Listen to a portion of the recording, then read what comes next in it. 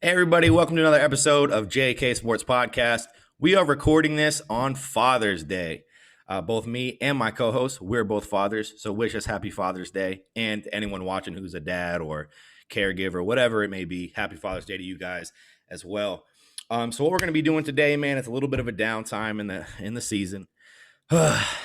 But we're going to be talking fantasy football. So we're just going to do a little fantasy primer. We're going to talk about some of the guys that we like in the league, give a little bit of a ranking system, go by position, go by overall, and maybe some sleepers on the 49ers, Dolphins that you might want to pick up later in the game. But without any further ado, you got anything you want to say, Cody? Just real quick. Thanks everybody for still checking us out, sticking in with us. I know it's kind of slowed down to like one video a week, but life's going on right now. A lot of stuff going on. It's summertime, COVID restrictions ending. Everybody wants to get out and be doing stuff. It's crazy, man. You don't even know, man. I had surgery right here on my head. Yeah. Just last week Tuesday. So that slowed down last week's episode. I didn't want to do nothing. So anyway, let's hop right into it, man. Enough wallowing in my own nonsense. But so let's get to it, man. So top positions. So why don't we start with like the most popular position, running backs, man. You got your top overall running back, people we should be looking at? I do. And this should be pretty much no surprise to anybody. He killed it the last time he was healthy. Christian McCaffrey. It is.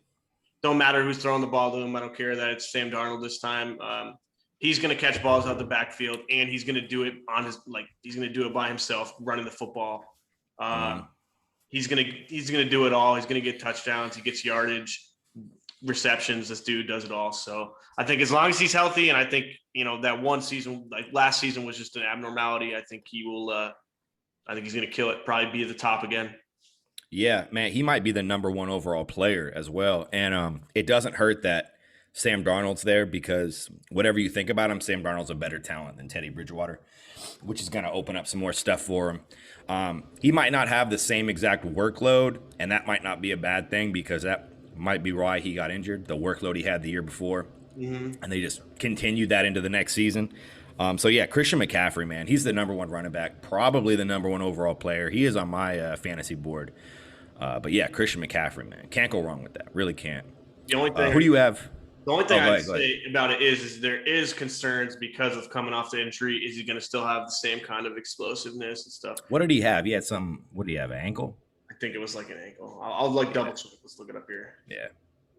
Oh, while you're doing that, man, I'll keep it moving here. So Dalvin Cook, he's my number 2 running back. And we're doing this for PPR rankings, by the way, guys. So PPR. But I have Dalvin Cook is my number 2. He might be my favorite player to watch in the NFL right now. He's just unreal to me. And I love his game, just everything he does. Runs the ball. I think he runs the ball probably a little better than McCaffrey. I don't know, man. I think he might be just a better player than McCaffrey. I just love Dalvin Cook. Maybe I'm biased because I just love Dalvin Cook, love his game. Dude is a beast. I wouldn't be surprised if he went number 1 in some leagues. Like some people just had him 1. He's another one. He's got that injury concerns though, man. I don't know if he's ever played. I don't know either. I think he has, man. Has he had big issues since he had the ACL this second year? I don't know if he played full year last year either, but I don't know. But yeah, it was a high ankle sprain. It caused him to miss the rest of the game. That's what I thought. There was a couple high ankle. Barkley had a high ankle sprain, and then he tore his ACL or something, right? Yeah, and maybe his was the year before. McCaffrey had a shoulder injury too. Out the remainder. Yeah, I knew that. So that. Yeah. Anyway, receivers. Well, hold on. Who's your number 2, bro? Who's your number 2? Oh, my number 2? Yeah. So it's PPR, right? Because I really want to say Derrick Henry. Okay. But PPR, Alvin Kamara, probably. Alvin Kamara. I think he's going to be even with Jameis, even with Jameis.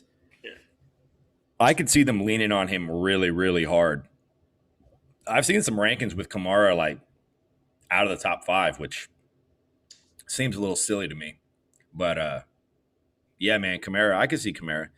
I don't think he's better than Cook, or will have a better year than Cook. There's so many good running backs right now. Nick Chubb.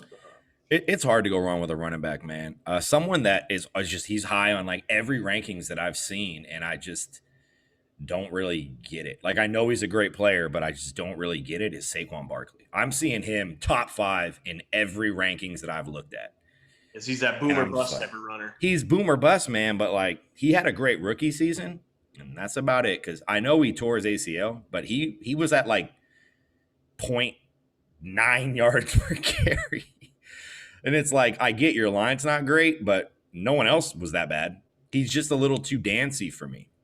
Yeah, I same here. He doesn't just like he waits too much or He like he he plays like a little back, man. He plays like a little back, and he's like 235 pounds. And I know he's explosive, but I think the Giants are going to be much improved this year, so it might help. oh him. yeah, oh I yeah. think if the passing game improves, he's going to help him out a little bit. But. Plays in a weak defensive division everywhere except for Washington, really. Mm-hmm. Yeah, but I still don't see him being top 5. Like, do you see him? Would you take him over, say, Nick Chubb? No. Would you take him over Aaron Jones? I would not. Probably not. I don't know.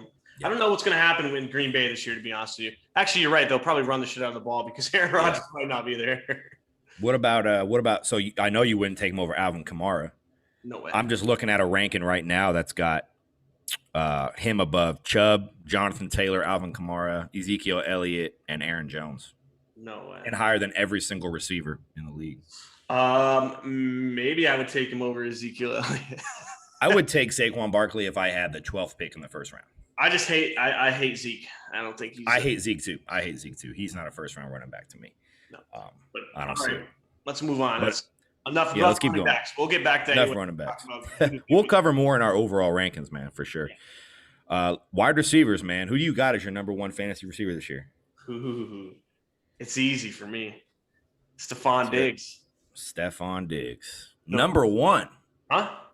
Number 1. That's my number 1 because Buffalo, all they do is throw the ball. They don't have a running game. All Josh Allen does is throw the ball. Stephon Diggs runs it. Yeah. Catch a lot of them. And get some touchdowns. He's my number 1.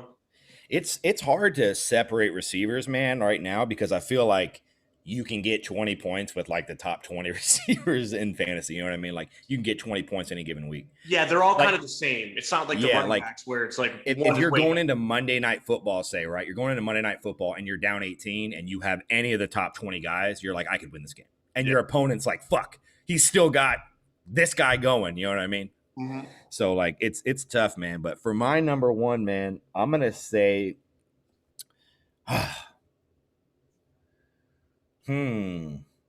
I have like several guys, and I was thinking about Devontae Adams, but we don't know what's up with Aaron Rodgers, bro.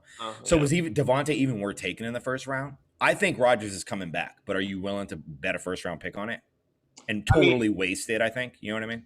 Either way, he's going to catch a lot of balls, but it doesn't matter who's throwing to him. He's going to catch. He's going to get open. He's literally like the only guy that gets separation on the team, But is he worth a first round pick with Jordan Love throwing him the ball? I don't think you like chance it. No way. Yeah. So I'm gonna say Tyreek Hill. Yeah. I'm gonna say Tyreek Hill. I don't even like Tyreek Hill, man, but I'm gonna say Tyreek Hill just because he does throw up like 1 or 2 stinkers a year, but then he has like 36, 40-point games too, because he'll catch like 6 balls for 600 yards and 8 touchdowns.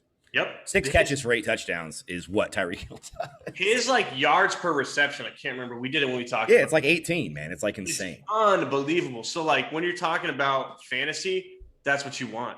The more yards, the better. So it's like you want guys catching like ridiculous bombs. So and a lot of guys who are like in that 18-yard, 15-yard even per, yards per reception are like getting you like 3-4 catches. Tyreek Hill has like 10, 11, 12 catch games. And in PPR, that's 12 points. You know what I mean? 120 yards and 2 touchdowns, you know. Yeah. So like he's really an all-around receiver, but is like the most unreal boomer bust deep threat kind of thing too. Like it's ridiculous.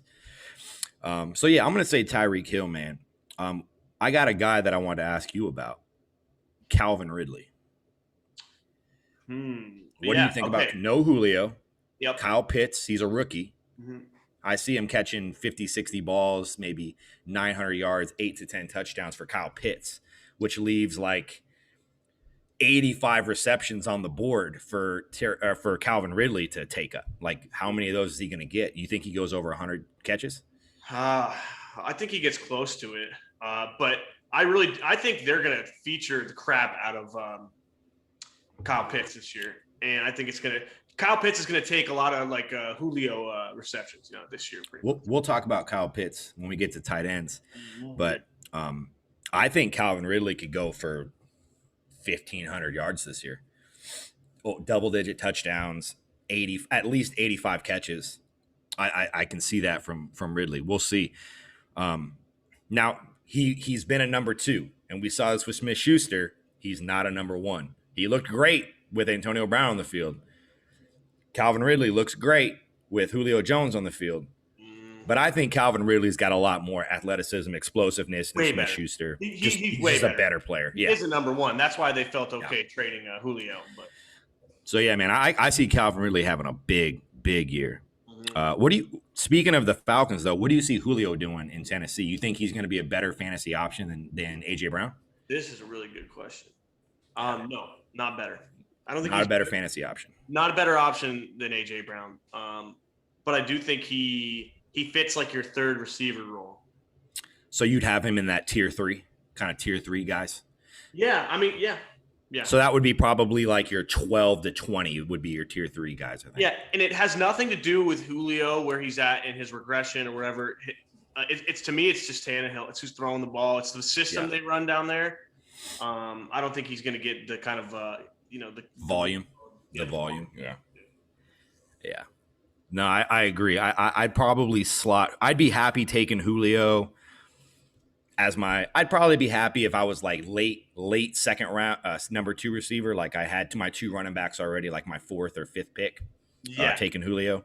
Yep. So yeah, that probably slots him into that tier 3, tier 3 guys for me. All right, man. Any other wide receivers you want to mention before we move on to tight ends? Not really, because you mentioned my number 2, which was Tyreek Hill. So Tyreek Hill is your number 2. Okay.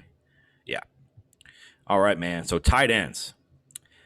I think that there's 3 guys, right, that everyone's like, these are the top 3 guys, and then there's a dip, right? And I think those 3 guys are Travis Kelce, he's my number 1. George Kittle, number 2. Darren Waller, number 3. Yep. I think that's the consensus, and I think that's probably the consensus order as well. Now, there's Kyle Pitts floating out there. There's T.J. Hawkinson. There's Noah Fant. There's Dallas Goedert. Where do you think Kyle Pitts, Mark Andrews, Kyle Pitts, do you see him being that 4th guy or even a top 5 guy? And what do you kind of think of his projection? It's so interesting because though he is going to be listed as a tight end, he's going to be getting like receiver, like looks all the time. He's going to be playing that Travis Kelce role. They're going to utilize him like that. He's going to be in like the slot and stuff sometimes too. So I feel like you have to put him in like you almost have to put him in that top 3 conversation. And then you also mentioned T.J. Hawkinson. Like I already talked about one guy, DeAndre Swift didn't have a huge year for the Lions, but T.J. Hawkinson is going to have a huge year. Book it right now. Ian Campbell's like the best tight ends coach in the league. Now he's just head coach.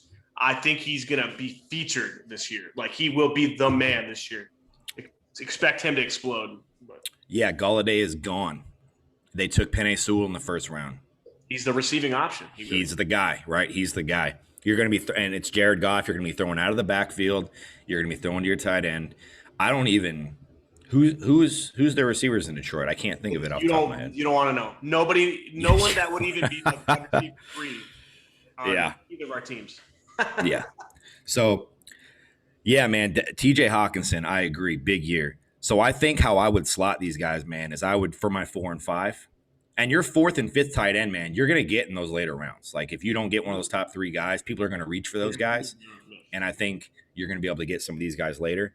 Yep. I have Kyle Pitts 4, and I have Hawkinson 5. Mm-hmm. Yeah, I would totally agree with that. Mark Andrews for Baltimore because Lamar Jackson can't throw the ball. He'll get a lot of touchdowns in the red zone catches. Dallas Goedert's really, really good. I don't know what he's going to do stats-wise, But, yeah, man, I could see Kyle Pitts having 60, 70 catches I don't think he gets to 1,000 yards, but I could see 800-900 pretty easily, and I could see 8 to 10 touchdowns pretty easily as well. If he is what we think he is, you know what I mean? I have a sneaky tight end option in my head right Oh, now. let's hear it. Let's hear it. Let's hear it. Mike Gesicki. Mike Gesicki, Dolphins, throwing him in there. He Yeah, had a man. big year last year. But the thing is, we play him a lot in the slot, and Jalen Waddle's here this year, who we'll talk about later. And so he's going to eat up a lot of those receptions. So, but Tua is still young, and young quarterbacks like to rely on tight ends. So would you throw Mike Gesicki ahead of, say, Dallas Goedert or Mark Andrews? Because I think those are the guys looking in from the outside of the top five. Yeah, he's in the conversation with them, but I'm not putting him above them. Not above them, okay, Maybe but right in that Dallas same Goedert, league. maybe above, like in the same league. League. What about let's say Noah Fant or Tonyan from Green Bay? Oh yeah, Tanya too. He's one to look at. I don't know if he'll have the same. A lot of people I listen to about Green Bay because I live in Wisconsin. Don't think that he's gonna have the same type of production he had last year. No, they think he's gonna fall off a little bit, but I don't know. All right, man. So we got those top 5 tight ends. We got Kelsey, Kittle, Waller, Pitts, Hawkinson. Those are my top 5. I think you agree with that. Yeah, consensus. Yeah. All right, man. Let's move it here. Let's go. We'll do quarterbacks last, man. Let's move over to defense. How much research do you do on defense? I'll start. So I've seen a lot of lists, man, with the Rams defense being number 1 in the league. I don't get it, man. You're really putting a lot on the shoulders of someone like Jalen Ramsey to get interceptions and turnovers for you. Dude's got 11 career interceptions. Xavier Howard had 10 last year. Let's start. Let's cool it. Like, Jalen Ramsey's the best cornerback in football. He's not turning the ball over for you all that much. And then we're banking on Aaron Donald getting 25 sacks, right? Like that. You lost a lot on that defense. I think they're going to be a good defense. I don't see him being the number 1 fantasy defense in the league. Do you? Nah, the Rams. I mean, I think they're probably like top 3. I would feel okay picking them top 3. I mean, I would be okay picking them top 5.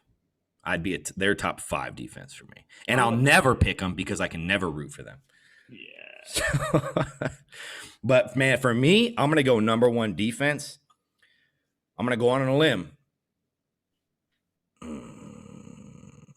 I'm waiting to hear it. I'm worried if I should do this or not.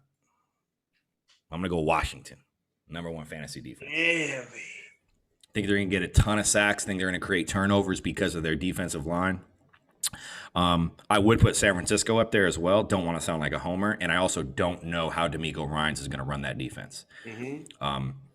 But yeah, man, I'm going to say Washington. I'm just going to go out on a limb and be a little risky and go Washington, pick them. And I think defenses, man, like the 10th ranked defense sometimes rises up and just has a million turnovers and gives up 25 points but has like 6 sacks and 3 interceptions, and they're the number 1 defense that week. Mm-hmm. You know what I mean? So like, I'm gonna go on a limb. Think their division sucks. They're gonna get at least 12 interceptions this year just from playing the Giants. You know what I mean? Jalen, the hell is Jalen Hurd? No, not Jalen Hurd. What the hell? I can't think of his name, man.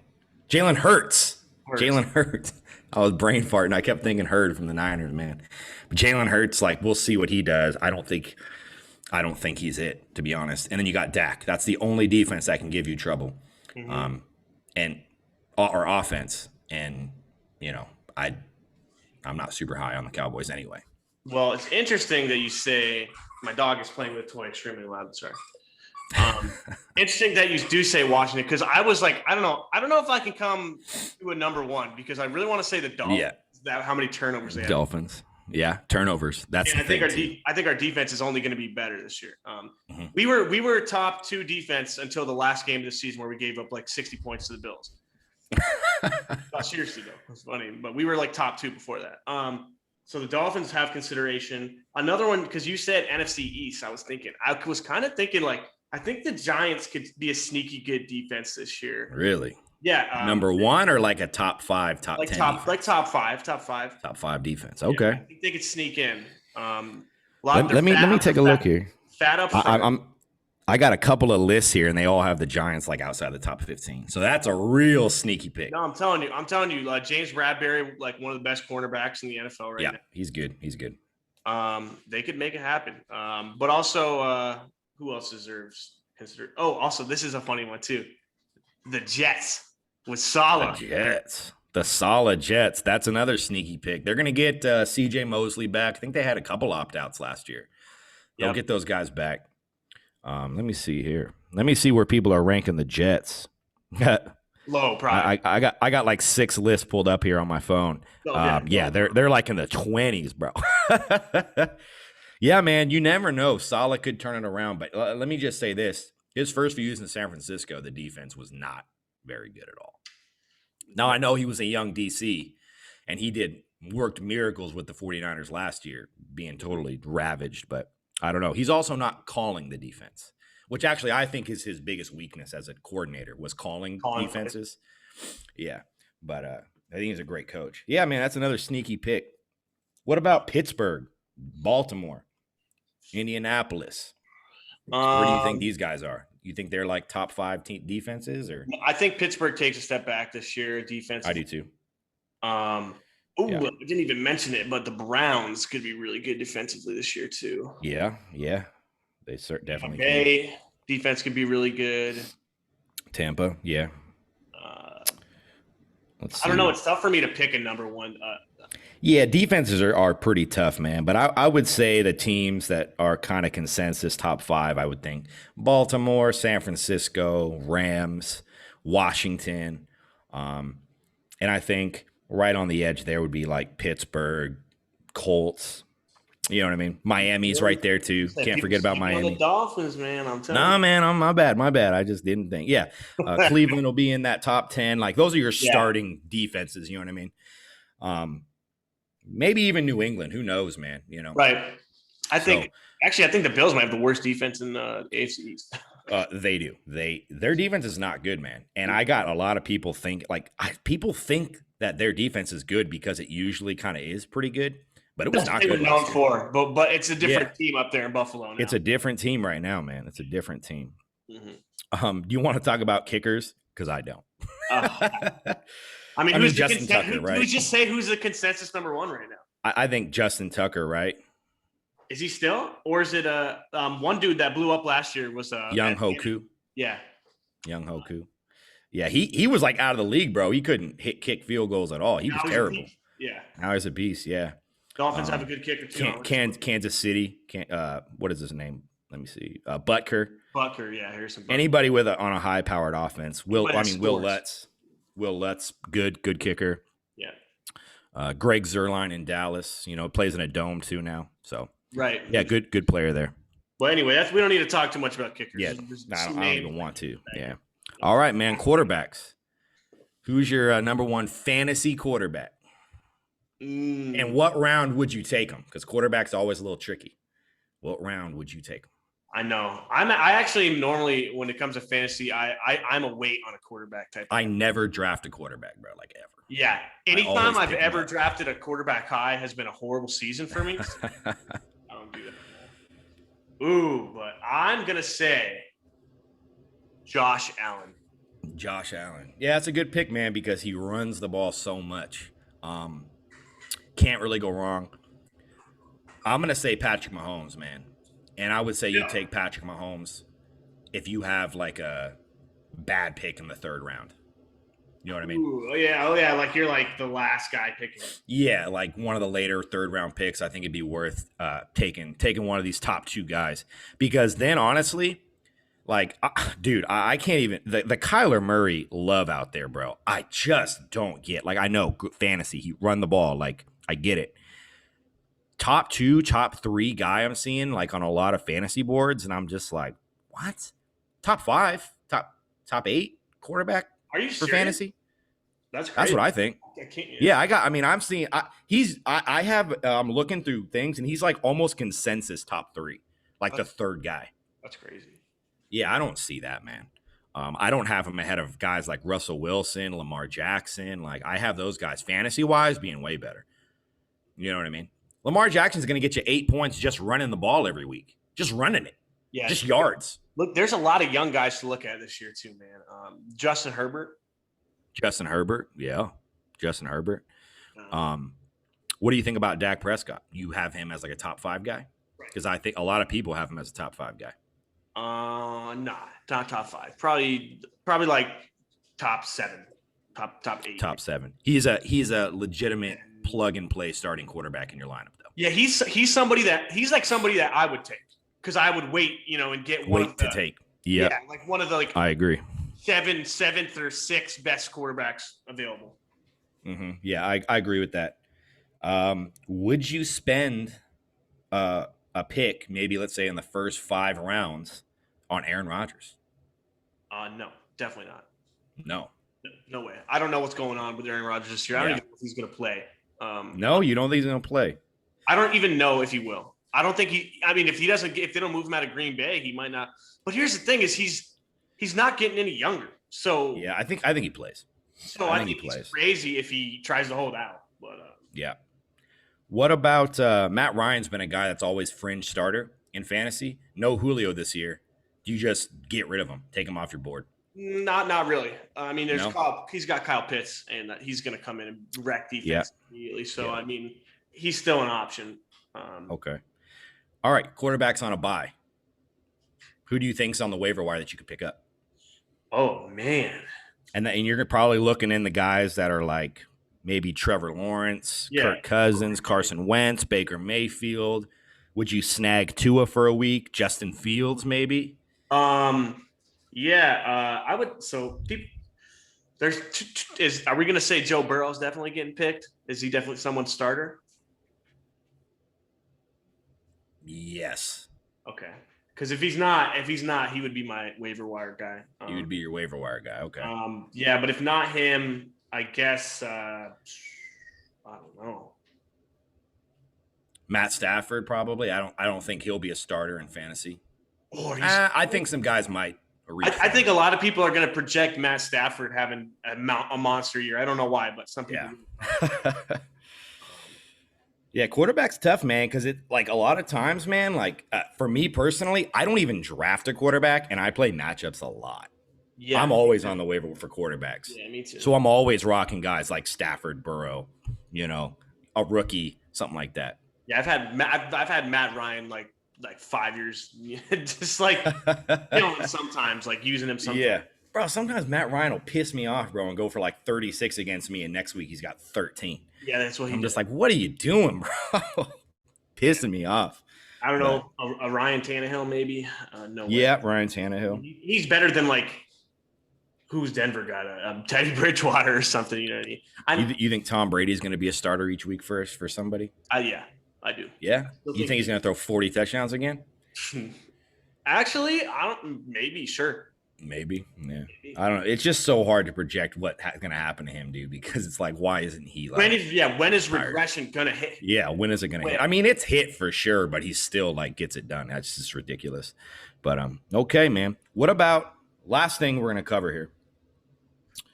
What about some guys on your team, the Miami Dolphins, that you think would be worth having on your squad, seeing what they can do, or maybe slipping them in when someone's on a bye, or some sleepers maybe on your team?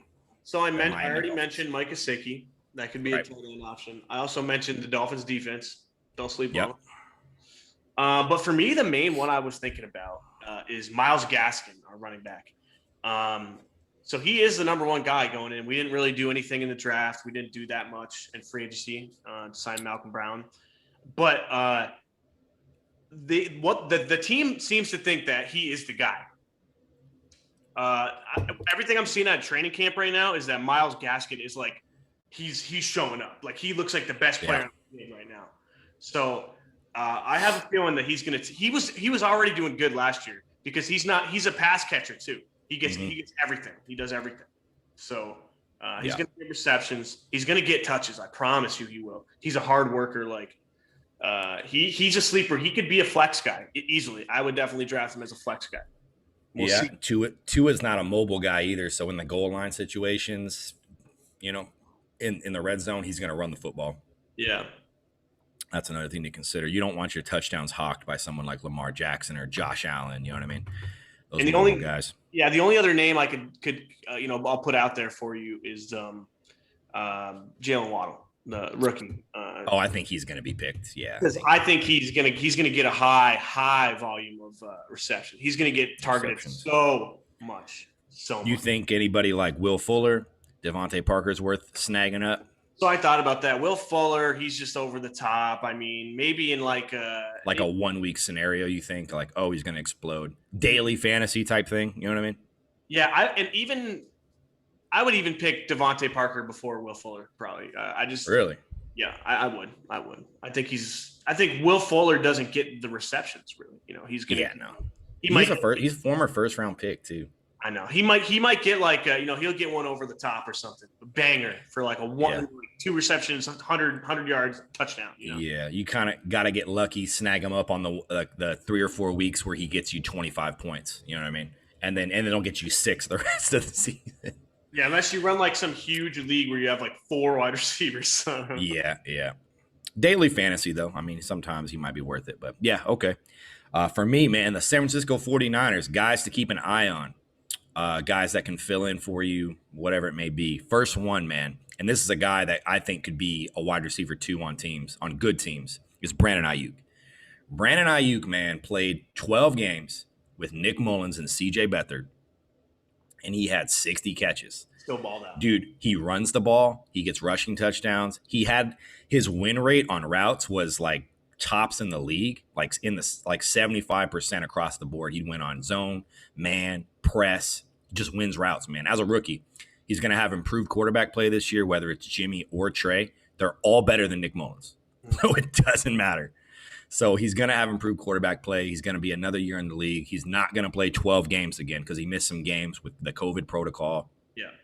And he had a hamstring injury in camp because we didn't have conditionings last year. You know what I mean? We had a lot of soft tissue injuries. So I think Brandon Ayuk, man, is going to be a guy who should be, I think he's just outside the top 20 for fantasy wide receivers, in my opinion. Yeah, so Just that was outside. that was going to be my question. Where do you see him slotting in? Is that your number 2 wide receiver? I think he can fill that wide receiver 2 role. Maybe if you can't get one of those top 20 guys. And even so, like we'll see how the season progresses. This is just based on draft rankings. He could easily have wide receiver 2 production, or maybe very low end wide receiver 1, like the worst wide receiver 1 in the league. You know what I mean? That's where I see him too. I see him in. Yeah. He's going to be like one of those. And it's funny because it is a name that a lot of people aren't going to think about.